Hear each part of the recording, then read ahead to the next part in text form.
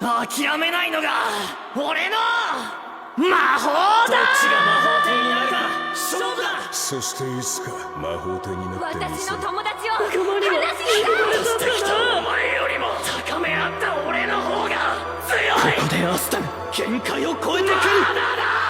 言うのは俺のアスタは俺のライバルだ。魔法帝になるんでしょ。ここで限界を超える。お前がいねえと勝てねえぞアスタ。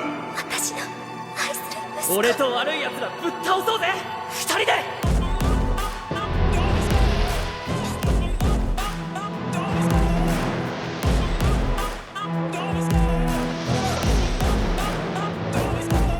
I love the chase and the hunt, and I set the pace when I'm running. I always take what I want and I always give it 100. Don't need a bank, no I'm funded. Play the game like it's nothing. I'm always thankful for something. Don't take for granted, stay humble. Now wake up!